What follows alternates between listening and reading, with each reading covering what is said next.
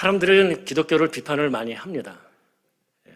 비판이 넘어서 사실은 비난의 수준까지 하는 경우들이 많이 있습니다. 그중에는 어떤 교리적인 측면에서 이해가 안 간다라고 공격하는 사람도 있지만은 사실 대부분은 교회가 어떻고 그다음에 목회자, 사람을 포함한 사람들의 문제죠. 그러니까 교회 다니는 사람들이 문제다. 위선적이고 이중적이다. 말과 행동이 다르다라고 얘기를 합니다. 근데 저는 생각을 해봤습니다. 사람들이 교회 다니는 사람들을 욕을 하는데 유달리 기독교, 교회 다니는 사람들에게 높은 도덕적 잣대를 들이대는 것 같은 생각을 했습니다. 다른 종교를 갖고 있다라고 해서 그 사람들에게 엄청난 그런 도덕적인 것을, 물론 종교니까 요구를 하지만은 기독교를 믿는, 교회를 다니는 사람들에게 더 많은 것을 요구하는 것 같습니다. 그래서 왜 그럴까를 생각을 해봤습니다. 첫 번째 이유는 아마 저희가 잘 아는 교리 중에 하나가 원수를 사랑하라라는 것이죠. 원수는 어떻게 돼요? 무협지를 많이 보신 분은 알겠지만 갚아야죠. 왜 사랑을 합니까?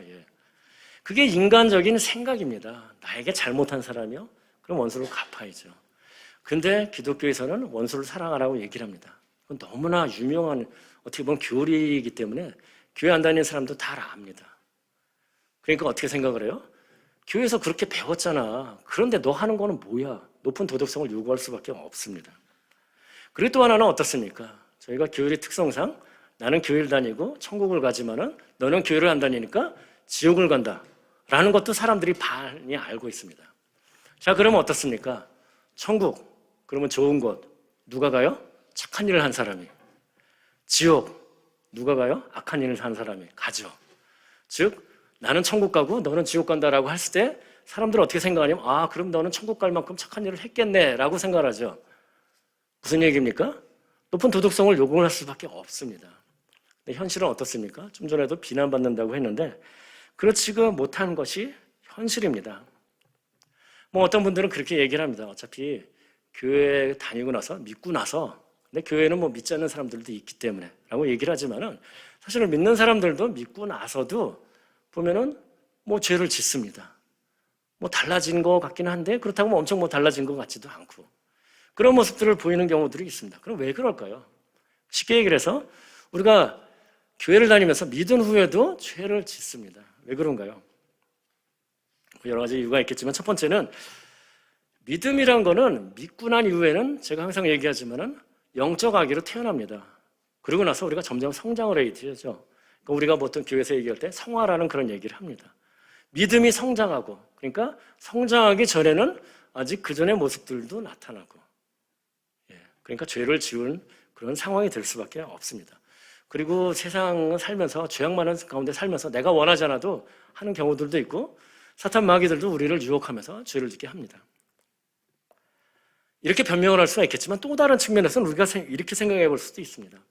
실제로는 교회를 다니면서 내가 구원받았다라고 생각을 하지만은 구원받지 못한 것이 아니지 않을까. 여러 가지 이유가 있겠죠. 나는 그냥 사람들에게 그냥 편하게 말하기 위해서 구원받았다라고 얘기할 수도 있겠고 아니면 나는 교회에서 어떤 소정의 교육을 갖추고 어떻게 하는 거를 질문에 응답을 했고 그래서 나는 믿는다. 그럼 당신은 구원받았습니다라고 얘기를 들었기 때문에 나는 구원받았다라고 생각을 한다. 근데 만일 그 들은 복음의 내용이 구원받기에 충분하지 못한 잘못된 복음을 듣고서 내가 고백을 했다라고 그러면은 마찬가지로 구원을 받지 못했을 것입니다. 그러니까 구원받지 못한 사람은 당연히 그 전에 우리가 본인은 구원받았다고 생각하지만 전과 후의 삶이 그렇게 많이 안 달라질 가능성이 있습니다. 자, 그러면 우리가 이제 생각을 해봐야 됩니다. 구원받는다는 것은 무엇인가? 어떻게 이제 구원을 받을 것인가? 참 복음은 무엇인가? 어느 유튜브를 보니까 거기에 있는 목사님이 자기 교회라고 이제 얘기를 한 건가요? 하여튼 50% 정도의 성도들은 그냥 구원받는 거 별거 있나요? 예배 열심히 참석하고 목사님 말씀 잘 들으면은 구원받는 거 아닌가요? 천국 가는 거 아닌가요? 라고 얘기를 했답니다. 어떻게 생각하십니까? 오늘 질문을 많이 할 겁니다. 저는 그 얘기를 듣고 깜짝 놀랐습니다. 교회를 다녔으면 적어도 십자가라는 단어가 나와야 되지 않을까? 구원이라는 측면에서는. 라고 생각했는데 그냥 예배 참석, 목사님 말씀만 잘 들으면 이건 아니죠. 참 복음이 무엇인가를 생각을 해봐야 됩니다. 열흘 후에는 우리가 성탄절입니다. 저희가 연합 찬양도 하고 그러는데 그 성탄절을 무엇을 기념합니까? 예수님께서 이 땅에 오신 것을 기념합니다. 그러면 오신 이유가 있을 거 아닙니까? 목적이 있을 거 아닙니까?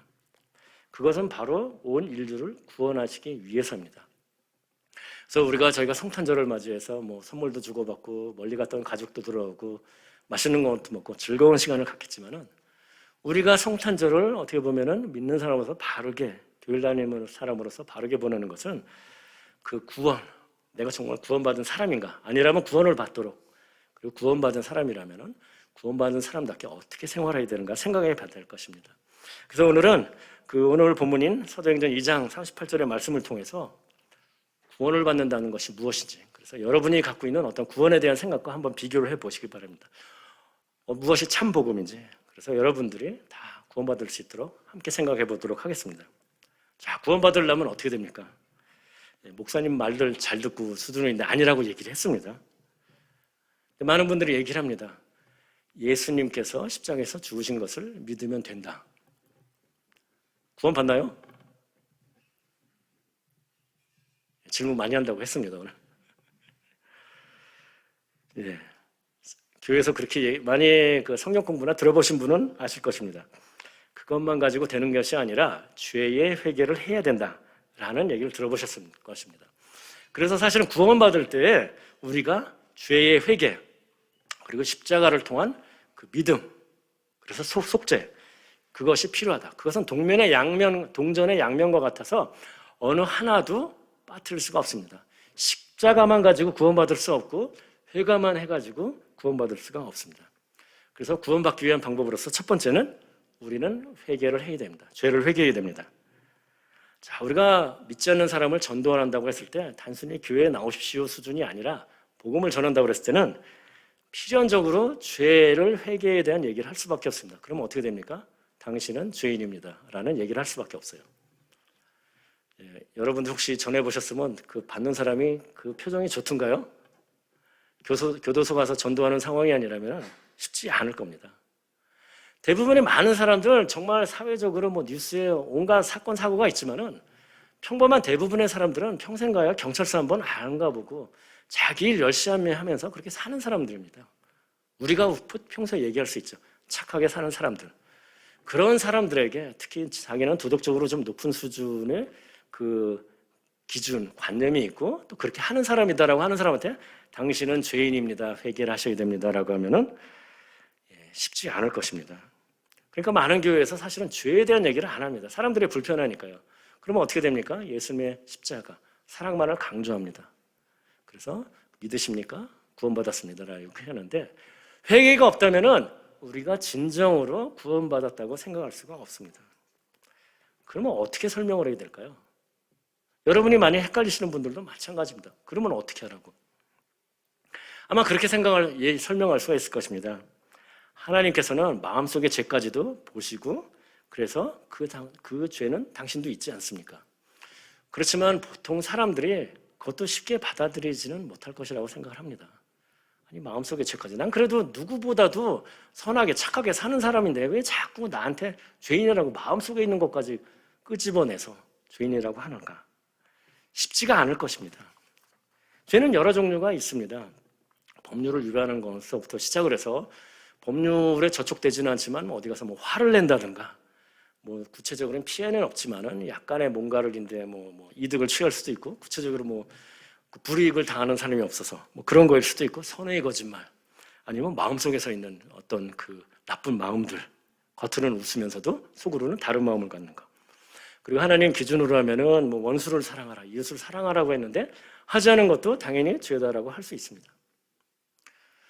이 정도 열거하면 죄 아니라고 생각할 수가 없겠죠. 근데 문제는 뭐냐면은 앞부분에 있었던 그런 법에 의해서 죄라고 생각하는 것, 아니면 사람들이 일반적으로 죄라고 하는 것들도 믿고 나서도 우리가 죄를 짓게 됩니다. 그러면은 믿는 순간에 우리가 죄를 회개해야 된다는 것은 도대체 무슨 의미입니까? 무슨 죄를 어떻게 회개해야 되는 건가요? 자, 이제 믿기로 했으니까 여태까지 지은 죄 싹 일단 정산하는 의미에서 싹 회개하고 새 출발하는 의미로 그런 건가요? 그리고 그 다음서부터 이제 데일리로 뭐 아니면 뭐 적당한 텀을 둬서 그 죄를 이제 뭐 회개하면서 정산하면은 오늘 38절에 보면은 베드로가 그 예수님이 승천한 이후에 성령이 임하시고 나서 사람들에게 설교를 하고 나서 이제 맨 마지막에 하는 얘기입니다. 뭐라고 얘기를 합니까? 38절입니다. 베드로가 이르되 너희가 회개하여 각각 예수 그리스도의 이름으로 세례를 받고 죄사함을 받으라. 그리하면 성령의 선물을 받으리니 회개하라라고 얘기를 합니다. 회개가 필요한 것입니다. 제가 그냥 얘기하는 게 아니라 성경의 여러 곳에서 회개해야 된다라고 얘기를 합니다. 그럼 도대체 무슨 회개를 해야 되는 건가요? 여러 가지 죄가 있을 수 있지만 그 중에 우리가 회개해야 되는 죄는 어떻게 보면은 믿는 순간 가장 중요한 가장 큰 단 하나의 죄를 회개를 해야 됩니다. 그 죄를 기준으로 하면은 다른 죄들 뭐 내가 어디 가서 뭐 강도질을 하든 도둑질을 하든 그거는 하나님 입장에서는 정말 사소한 죄로 보일 수밖에 없습니다. 그 하나의 죄 뭘까요?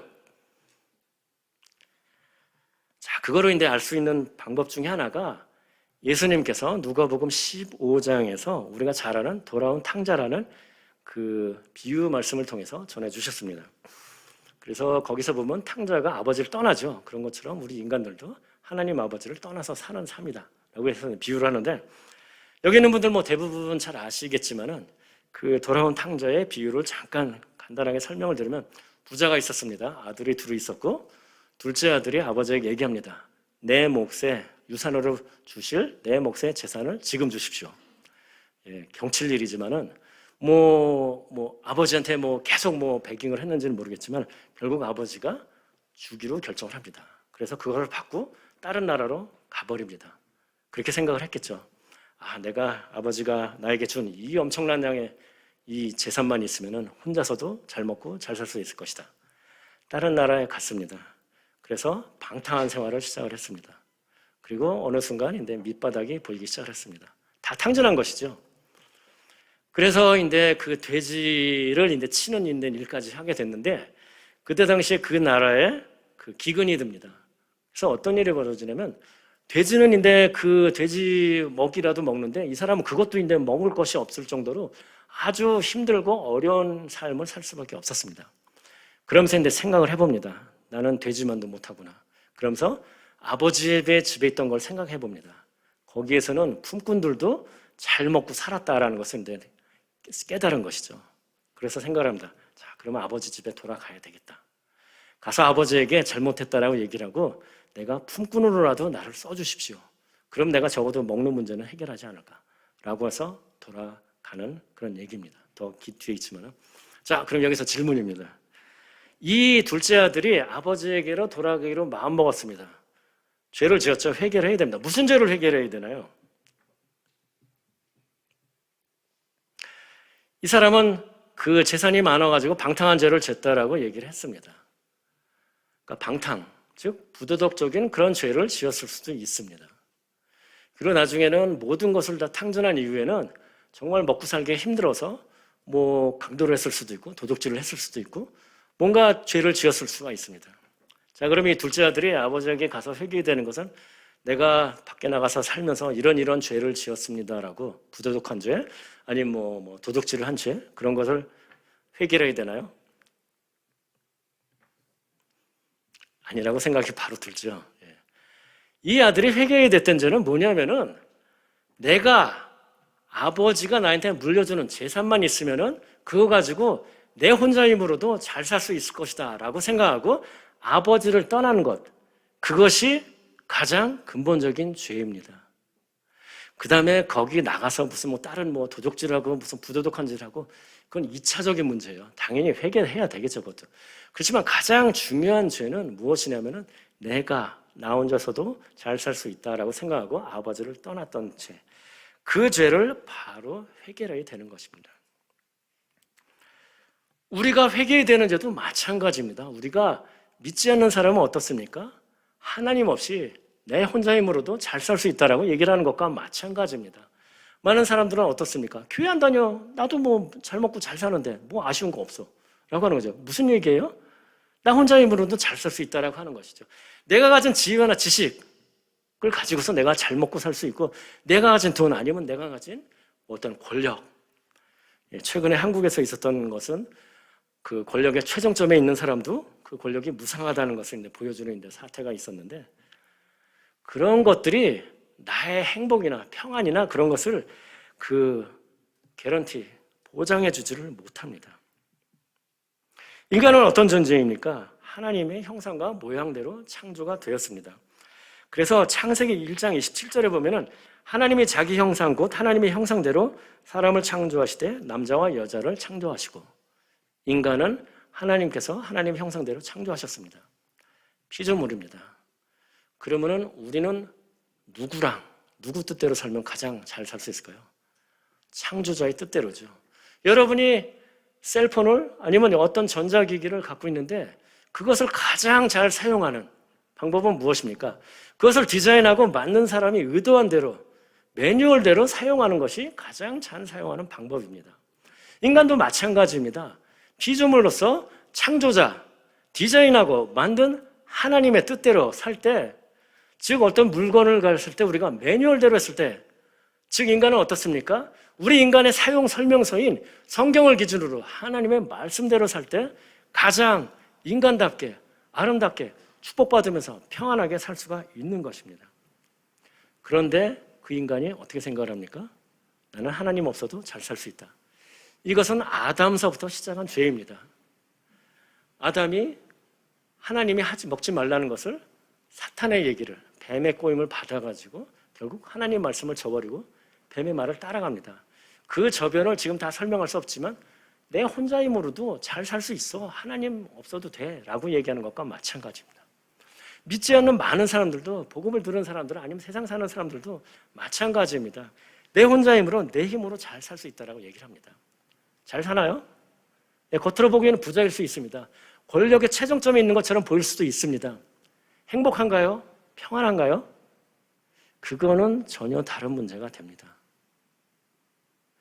절대로 그런 것들이 우리의 행복을, 평안을 가져다 두지 않습니다.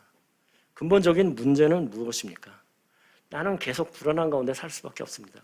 하나님을 떠났기 때문에 내가 비록 지금 뭔가를 가지고 있다라고 하더라도 이것이 언제 없어질지 모르기 때문에 더 하죠. 권력의 어느 순간까지 올라갔어요.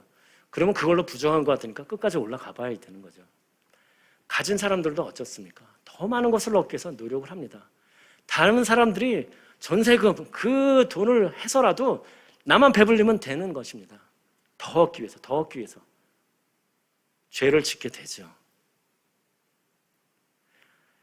인간의 모든 문제의 시작은 하나님으로부터 떠나서 하나님을 없이 살기 때문에 결국 내 혼자 힘으로 하려고 하고 내 혼자 힘으로 할 수 있는 능력이 안 되기 때문에 내 평안은 내가 더를 통해서 얻으려고 하기 때문에 문제가 되는 것입니다.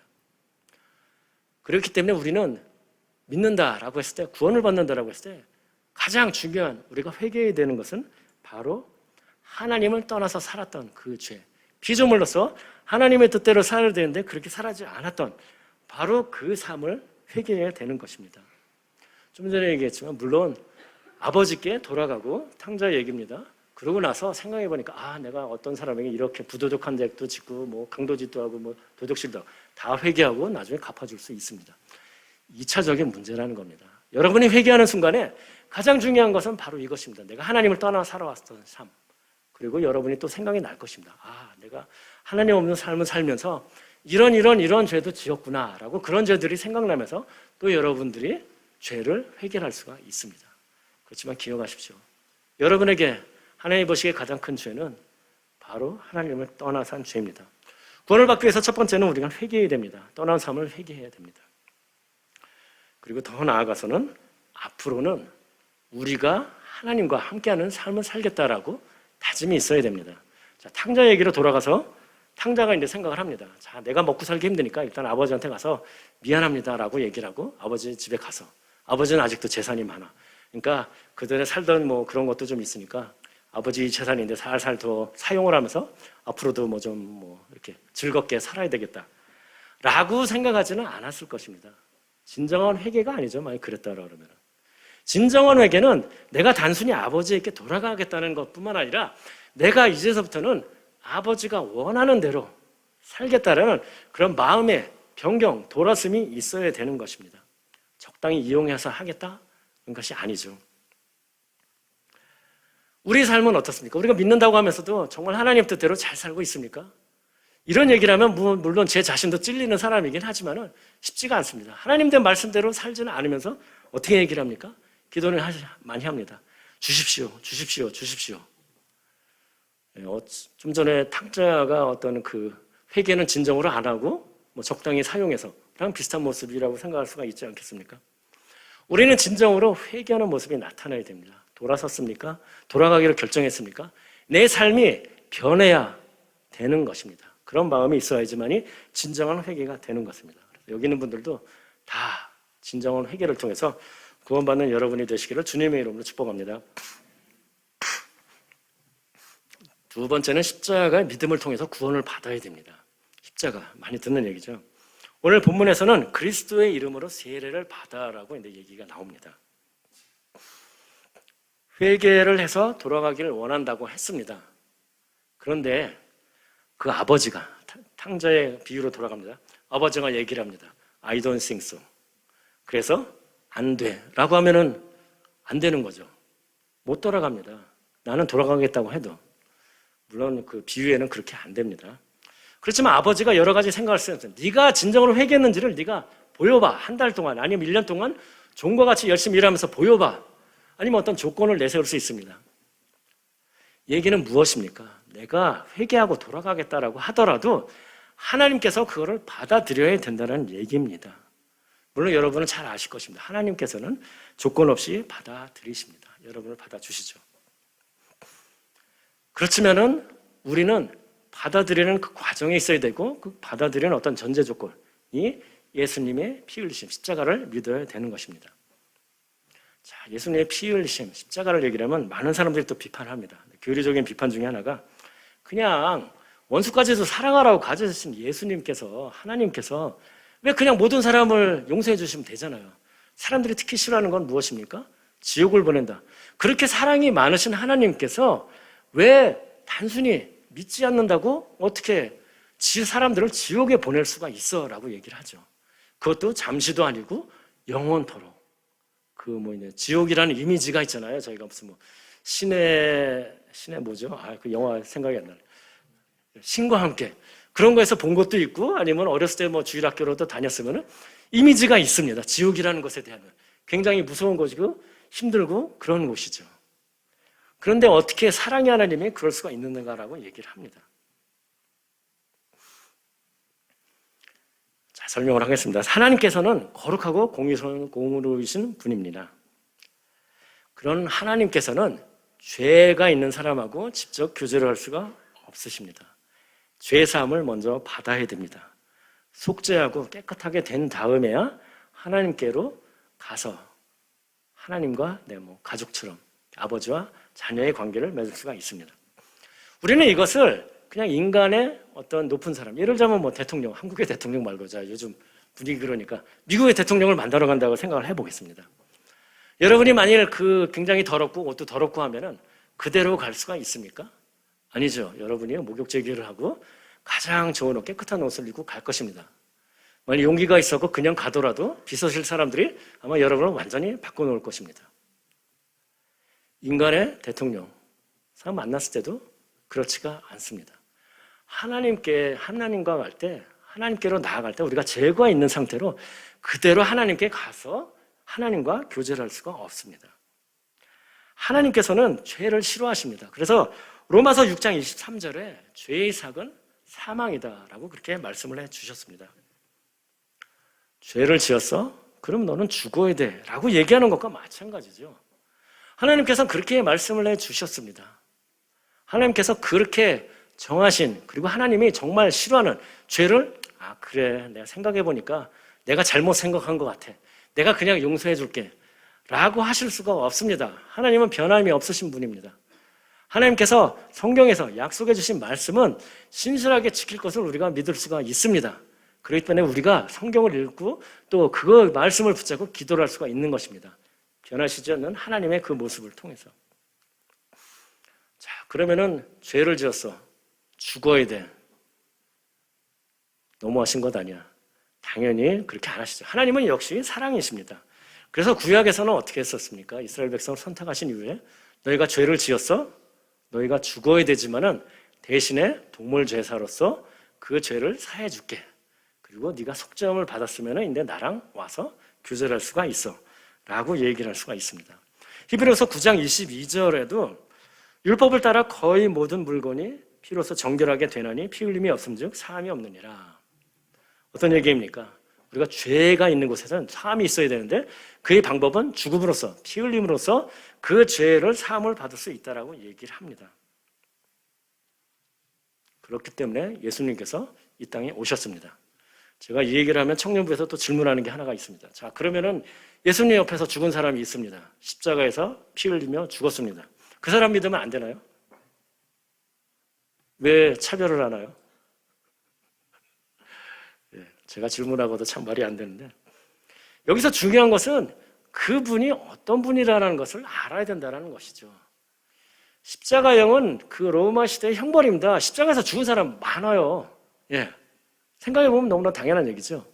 그런데 왜 2000년 전에 예수란 이름의 사람을 그 사람이 나를 위해서 죽었다는 걸 믿어야 되는 거냐? 우리가 그렇게 믿는 이유는 그분은 평범한 인간이 아니었다는 거죠. 하나님이셨습니다. 신이셨습니다. 그런데 그분이 인간의 몸을 입고 이 땅에 오셨습니다.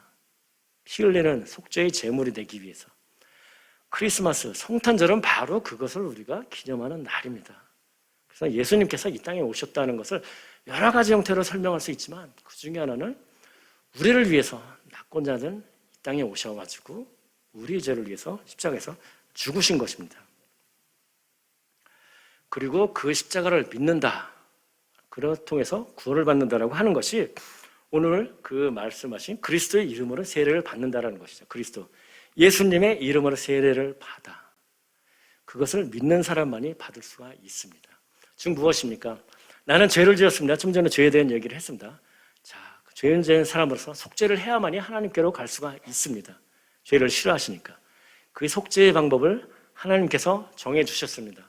너희는 이런 과정을 거쳐야 돼. 복잡하지는 않습니다. 하나님께서 다 해주셨습니다. 이 땅에 오셔가지고 직접 십자가에서 죽으셨습니다. 우리는 다만 그것을 믿기만 하면 됩니다. 내가 죄인이고 내가 죽어야 되는데 예수님께서 죽으셨습니다. 나를 위해서 대신. 그리고 그것을 믿음으로써 내 죄가 속죄가 된다라고 하는 것입니다. 속죄가 됐기 때문에 내가 갈 수가 있는 것이죠. 좀 전에 그 탕자의 그 비유에서 같으면 어떻습니까? 거기서도 제일 먼저 나오는 것이 무엇이냐면 돌아갔을 때 아버지가 이렇게 신발 벗은 것을 또 쫓아 나와가지고 제일 먼저 한 것을 예복을 갈아입혔다라고 얘기를 합니다. 그 전에 더러웠던 어떤 그런 모습으로서가 아니죠. 다른 종이나 아닌 다른 사람을 봤을 때도 아들다운 모습이 나타나야 됩니다. 더러운 모습이 아니에요. 바로 그런 모습을 예수님께서도 원하시는 거고 그 방법은 네가 십자가를 통해서 속죄를 해야 된다라고 얘기를 하시는 것과 마찬가지입니다. 그래서 속죄를 해주십니다. 그래서 우리는 그것을 믿어야 됩니다. 신학적인 측면에서 어떻게 보면은 왜 그냥 용서해 주시면 안 되나는 것을 설명을 했지만은 그래도 물어볼 수가 있습니다. 아니, 하나님께서는 전능하신 분이고 주권자이십니다. 그분이 그냥 정하시면 되잖아요. 라고 했을 때 생각해 볼 수가 있습니다. 그냥 모든 사람의 죄를 용서해 주면 좋습니까? 다 천국 보내면. 여러분에게 살면서 나쁜 일을 한 사람들이 있으실 것입니다. 그분들을 기억해 보세요. 그분들 천국 가면 어떨 것 같아요, 여러분? 그 사람만 빼고라는 생각이 살짝 들죠. 자, 그러면은 김정은이나 아니면은 푸틴은 어떻습니까? 모든 사람을 용서해 주시고 천국을 보내시면 어떻습니까? 라고 질문하는 사람이 그러면은 김정은이나 푸틴은 아니죠. 그러실 수가 없습니다.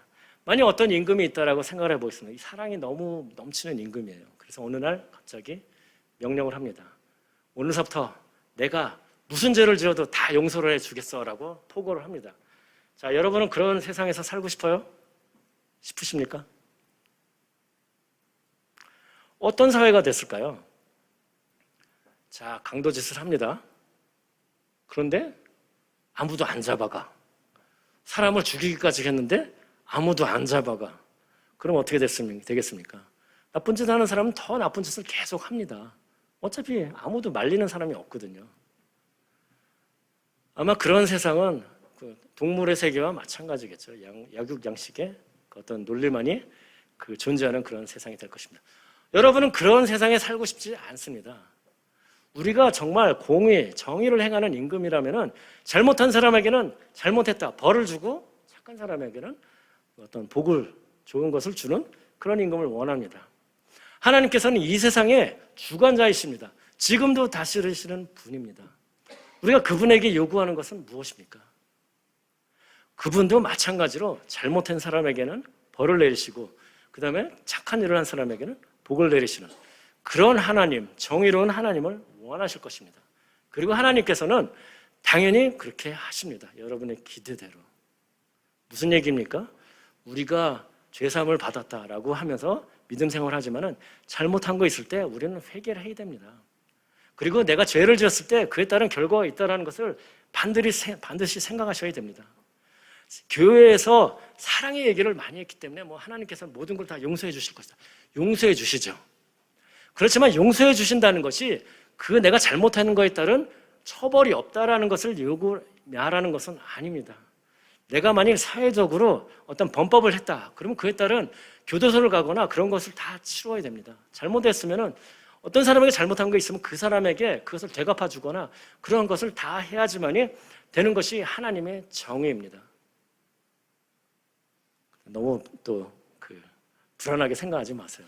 하나님께서는 오래 참으십니다. 여러분이 만일 죄를 짓고 그 다음날 바로 결과가 있었어. 하나님께서 여러분을 처벌하신 거야.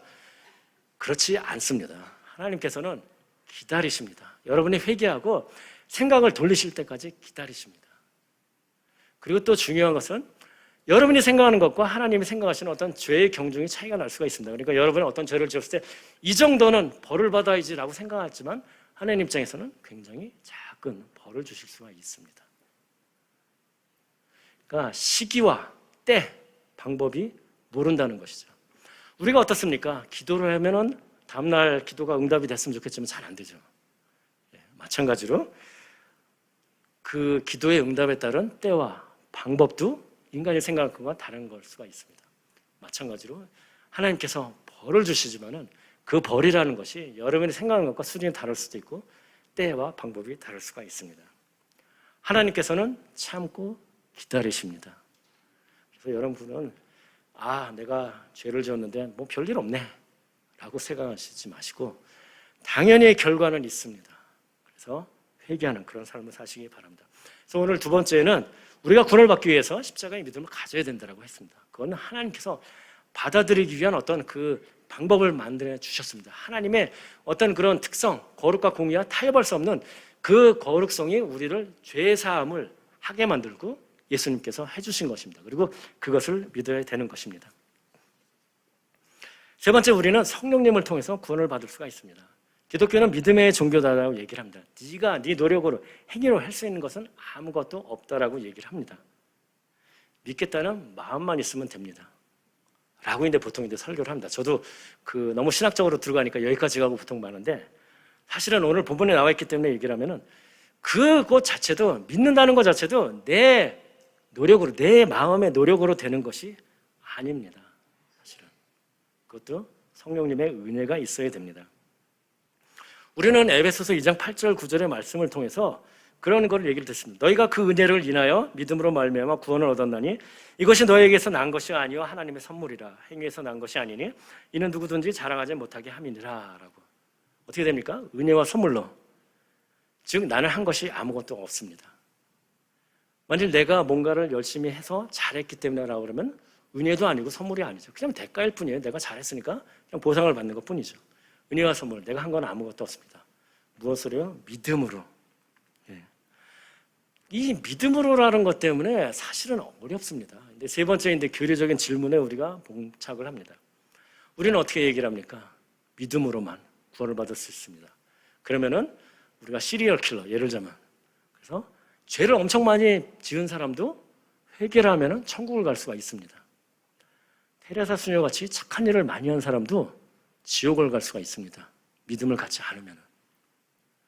우리는 교회를 다니는 사람으로서 많이 들어서 아 그런가 보다 그러지만은 보통 사람들에겐 이게 메이크 센스가 할까요? 악한 사람이 천국을 가고 착한 사람이 지옥을 갈 수 있는 교리입니다. 기독교의 교리는. 믿음으로라는 것 때문에. 다른 종교는 어떻습니까? 인간이 만든 종교입니다. 인간이 만든 종교는 어떻게 됩니까? 인간의 보편적인 생각, 인과응보, 정의구현 이런 것을 구현합니다. 착한 일 한 사람 복 받고 천국 가고 악한 일 한 사람 벌 받고 지옥 가고. 기독교 유사 기독교 종교들이 있죠. 우리가 보통 이단이라고 얘기를 하는데 이 동네에 있는 몰몬 포함해서 십자가를 얘기를 합니다. 거기서 안 끝납니다. 절대로. 이런 것들을 네가 해야 된다. 네가 천국 갈 만큼 그것을 증명을 해야 된다. 보여야 된다. 행위라는 것이 들어갑니다. 정말 어렵습니다. 예.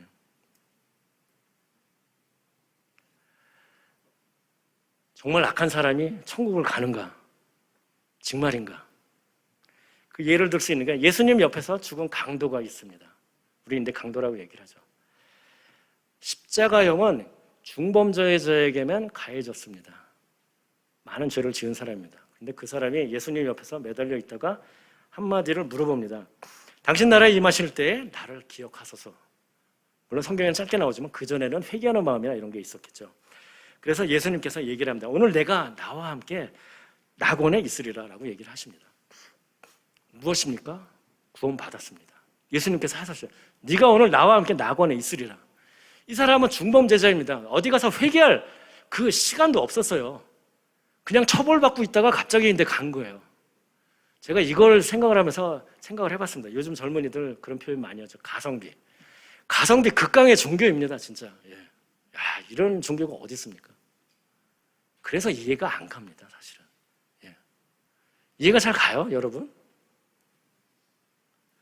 이해가 안 가기 때문에 어떻게 보면 이게 인간이 만든 종교가 아니다고 제가 이제 종교 비교를 할 때도 이제 그렇게 보통 설명을 하는데 믿기가 사실 어렵습니다. 그래서 여러분들 주위에 그런 분들 많이 봅니다. 아 정말 내가 복음도 다 들었고 믿고 싶은데 안 믿어지는 걸 어떡하냐라고 그렇게 하는 분들이 있어요.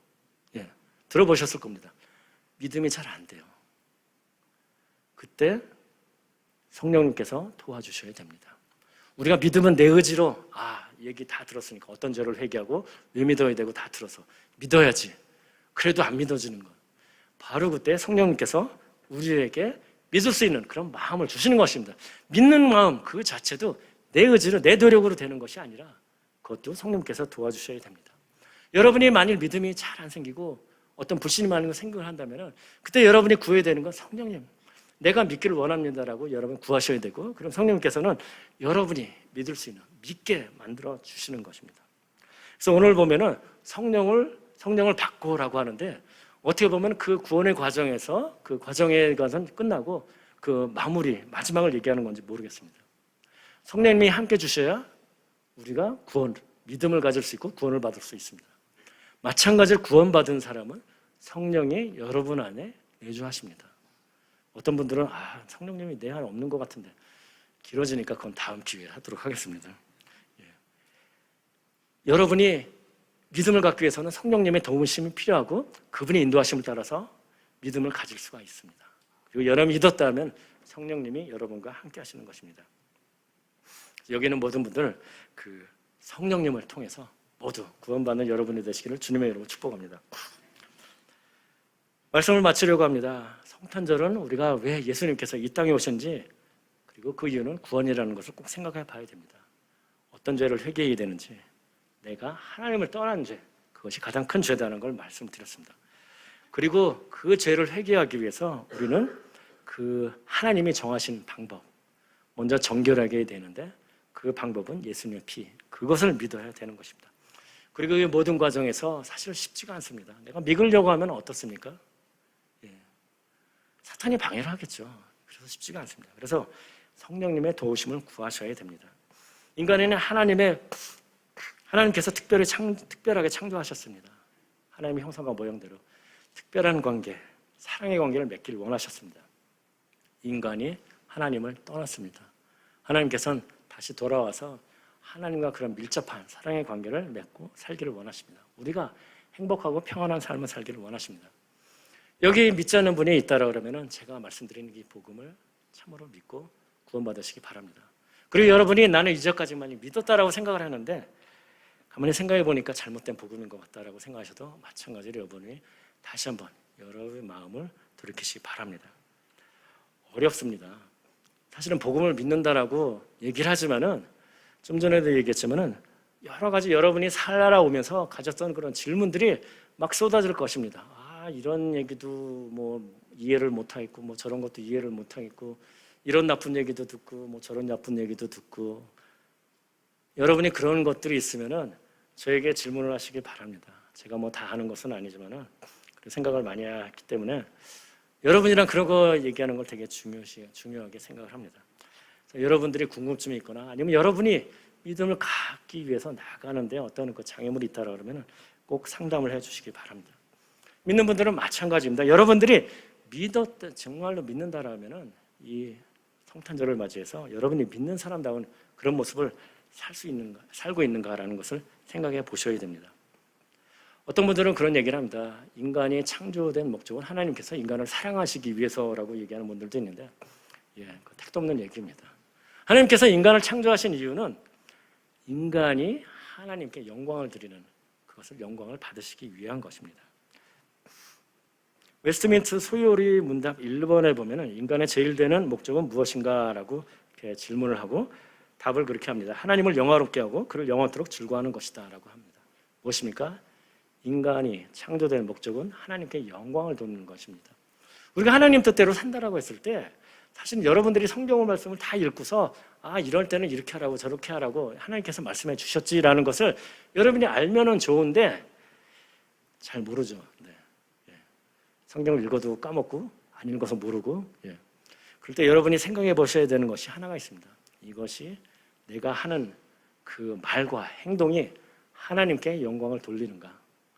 부정적으로 표현하면 적어도 이것 때문에 내가 교회가 욕먹는 상황은 아닌가 라고 생각을 해 보셔야 됩니다. 하나님께 영광을 돌려야 됩니다. 그래서 신학교에서는 이거를 때 이런 식으로 표현을 하면서 돌아보라라고 얘기를 합니다. 내가 어떤 그 말을 하거나 행동한 내용이 만일 신문에 난다면 그대로 요즘 같은 유튜브였죠. 유튜브에서 누군가가 까발려요. 내가 그 말하고 행동한 것을. 그랬을 때 여러분이 부끄럽지 않게 자신 있게 살 수가 있겠습니까? 이 얘기를 하는 저도 부끄럽죠. 저도 갈 길이 먼 사람이지만 적어도 우리가 목표점이 무엇이라는 것은 알고 있어야 됩니다. 우리의 삶의 목적은 하나님께 영광을 드리는 것이어야 됩니다. 성탄절은 열흘 후입니다. 예수님께서 이 세상에 오셨습니다. 그리고 그 이유는 구원을 주시기 위함이었습니다. 그래서 여기 있는 분들은 다 구원을 받으시고 그리고 구원받은 이후에는 구원받은 자답게 그런 삶을 그래서 그걸 통해서 하나님과 함께하면서 그 축복받고 정말 그 풍요로운 인간답게 행복하고 평안한 삶을 사시는 여러분이 되시기를 주님의 이름으로 축복합니다.